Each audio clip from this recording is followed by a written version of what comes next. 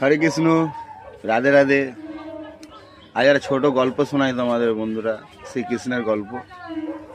এটা অনেকে জানে, অনেকে জানে না। তা শ্রীকৃষ্ণের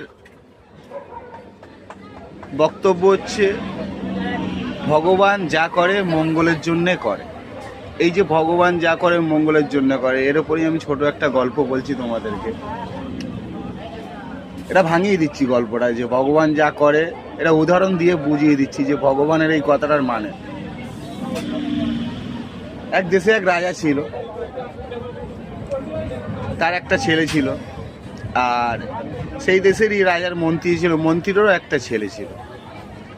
তা রাজার ছেলে, তখনকার নিয়ম ছিল রাজার ছেলে পড়াশোনা করবে, শিক্ষিত হবে, সে রাজাই হবে। আর মন্ত্রীর ছেলে সে মন্ত্রী হবে, কিন্তু পড়াশোনা করবে না। তা রাজার ছেলে পড়াশোনা করেছে, শিক্ষিত হয়েছে। তা একদিন ওর বাবা ওকে একটা গীতা দিল, বললো বাবা এই গীতাটা পড়বি। তা ও তো শিক্ষিত, গীতা একদম পর করে মাথা থেকে ও মাথা পড়ে ফেলার পরে আর ও বই, তখন ওই মন্ত্রীর ছেলে ওর পাশে, যেরকম রাজার সাথে মন্ত্রী ঘুরবে, তা রাজার ছেলের সাথে মন্ত্রীর ছেলেও ঘুরবে। তা রাজার ছেলে যখন গীতাটা পড়ছিল, তখন মন্ত্রীর ছেলে এসে হাজির হয় ওর সামনে। তখন ও মন্ত্রীর ছেলেকে বলে, নে এই বইটা পড়।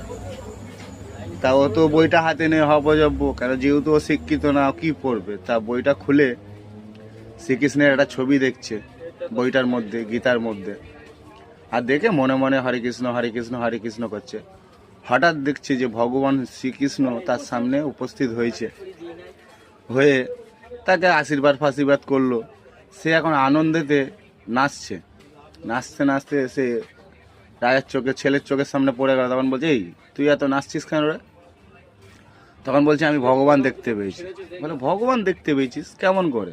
বলল, আমি গীতা পড়ছে, গীতা দেখছিলাম। তা মনে মনে হরে কৃষ্ণ করতে করতে স্বয়ং ভগবান আমার সাথে দেখা করলো। তার রাজার ছেলে তো হেসে উঠেছে, বলে পাগল হয়ে গেছে, আমি পুরো গীতা পড়ে ফেললাম, আমি ভগবান দেখতে পেলাম না, তুই এক পৃষ্ঠায় উল্টিয়ে তুই ভগবান দেখে ফেললি? বলে, হ্যাঁ। তা বলে তো বেধড়ক মারধর করলো, যেহেতু রাজার ছেলে ওই পুরো গীতা পড়ে ফেলেছে। পড়ার পরে সে যখন ভগবান দেখতে পায়নি, এক পৃষ্ঠার দেখে ভগবান দেখতে পেয়েছে মানে, তখন সে বলছে, তাকে তো মারধর করলো করে। তাও ব্যাপারটা মিটে গেল, যে ভগবান দেখার গল্পটা শেষ হয়ে গেল। তা একদিন রাজার ছেলে শিকারে যাবে, সাথে মন্ত্রীর ছেলে যাবে। তা দুজনে বেরিয়েছে।